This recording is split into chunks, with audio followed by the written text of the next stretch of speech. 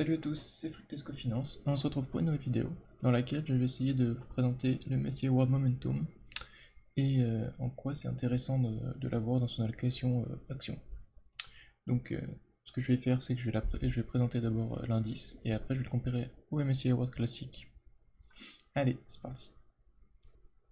Alors c'est un indice qui se base sur l'indice MSCI World que tout le monde connaît et qui va varier les pondérations des entreprises en fonction de leur récente performance, donc de 3 à 6 mois. Et du coup, les entreprises qui auront bien performé se verront surpondérées comparé à l'indice de référence, et inversement, pour celles qui auront moins marché, elles seront sous-pondérées. Donc historiquement, le facteur affiche un gros delta de performance, donc vous pouvez voir au fur et à mesure des slides. Donc ça, c'est sur une période de 15 ans par exemple.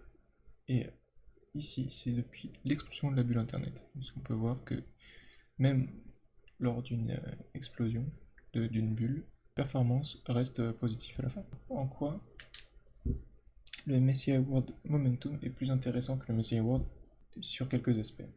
Alors par exemple, il faut savoir que le MSCI World Momentum profite énormément des bulles. Donc par exemple la bulle Internet, ici. Donc par exemple là, on peut voir le gonflement de la bulle et on peut voir le delta énorme que ça a créé en seulement 3 ans. Et le fait que, et avec ça, ça nous permet d'avoir une performance à la fin qui est supérieure à plus de 2 fois la performance du MSCI World classique. Donc par exemple, là j'ai pris au début du gonflement de la bulle, et ça c'est à l'explosion de la bulle. Donc on peut voir que il y a une grosse différence vu que le MSCI World Momentum profite énormément de la création de la bulle et que du coup, si vous investissez au début d'une bulle, bon ça c'est impossible de le savoir, mais ce qu'il faut savoir c'est que si jamais il y a une bulle, enfin dans les marchés il y aura très souvent des bulles, que du coup si vous restez longtemps sur le marché, et ben vous allez profiter de ces bulles pour créer un gros delta de performance. Et donc ça faut le savoir, c'est que le momentum profite et se nourrit littéralement des bulles et qu'il ne faut pas le voir spécialement comme un point négatif. Ok. Un point positif, c'est que sur les marchés haussiers normaux, on va dire, sans bulle, ça reste une grosse performance de plus de 85%. Donc ce qu'on peut voir ici sur 15 ans, dans un marché haussier long terme, qu'il y a quand même une grosse surperformance. Et aussi, en point positif potentiel, donc ça va être seulement une hypothèse, imaginez que le marché devient baissier sur le long terme, donc 30 ans plus, donc c'est encore du jamais vu. Ma théorie, enfin mon hypothèse plutôt, c'est qu'il y a une meilleure protection du capital dans les marchés baissiers long terme, vu que, par exemple, on va dire que le bleu, ce serait le MSCI classique, et bah dans le MSCI classique, il y aurait un secteur qui surperformerait et qui partirait de très bas et qui pour arriver assez haut. Donc dans l'ensemble du MSCI World, il y aurait un secteur, donc je sais pas, on va dire par exemple la finance, je dis au hasard. Imaginez la finance surperforme et elle est grossie même durant un marché baissier. Et ben ça fait que on va se baser, enfin le MSCI World Momentum va très rapidement capter une grosse partie de cette montée et va pouvoir au moins surperformer le MSCI World classique dans, durant un marché baissier long terme. Donc voilà, dites-moi ce que vous en pensez dans les commentaires. Si vous pensez que que mon raisonnement est mauvais ou bon, n'hésitez pas à m'en parler.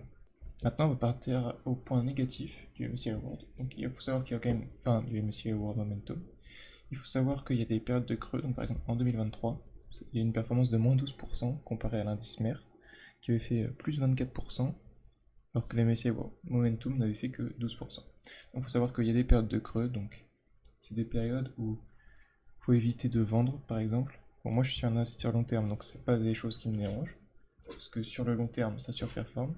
Mais il faut savoir que si on est dans une logique de rachat, il faut bien être au courant de ne pas acheter de ne pas racheter dans un moment où ça sous-performe l'indice de base.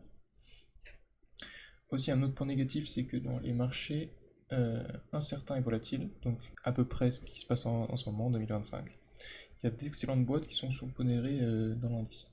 Donc par exemple, Microsoft et Nvidia, Donc 2,74, enfin 2,75 et 2,71% dans l'indice MSCI World Momentum, alors que dans le classique, il y aurait 4,58 et 5,44%.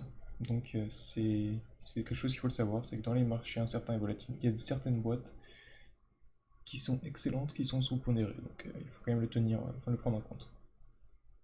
Et un dernier point négatif que j'ai trouvé, c'est la fiscalité du CTO, qui est à 30%, et que du coup, tant qu'il n'y a pas de MSCI World Momentum dans les assurances vie ou dans le PEA, et bah, ça sera un gros désavantage comparé au MSCI World classique. Mon raisonnement, moi, c'est que je pense qu'il faut investir dans les deux indices, puisque du coup, on suit la performance de l'indice principal, qui est très important de suivre, et il y a quand même une possibilité de surperformance, c'est plutôt et une grosse surperformance. En plus, ce que ça crée quand on investit sur les deux indices, c'est qu'on a deux ETF, on a deux émetteurs, donc on réduit les risques des émetteurs. Et il y a deux méthodes de réplication. Donc il y a une réplication physique, une réplication qui n'est pas une réplication physique, j'ai oublié le terme. Et également, on peut investir dans deux voire trois enveloppes fiscales différentes si on investit sur les deux indices. Donc il y a moins de risques face à une réforme fiscale arbitraire qui pourrait soit toucher que le CTO, soit que le PEA, ou soit que l'assurance vie. Donc là, on investit dans les trois enveloppes fiscales. Et du coup, ça permet de moins subir une potentielle réforme fiscale arbitraire. Donc je pense que c'est très important, surtout en France actuellement.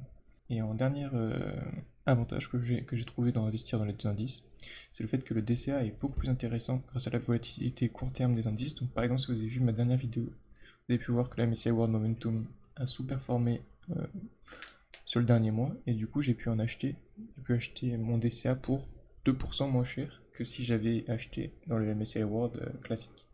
Donc ça aussi il faut le garder en tête, c'est que certains mois ce sera le momentum qui sera plus intéressant à acheter, certaines fois ce sera le MSCI World classique. Donc ça, on peut tout à fait changer et investir son DCA dans un des ETF le plus intéressant à acheter dans le court terme. Donc voilà, c'était à peu près ma vidéo sur le MSCI World et pourquoi je trouve que c'est très intéressant d'en avoir dans son allocation. Si vous avez apprécié la vidéo, n'hésitez pas à liker et à vous abonner. Merci.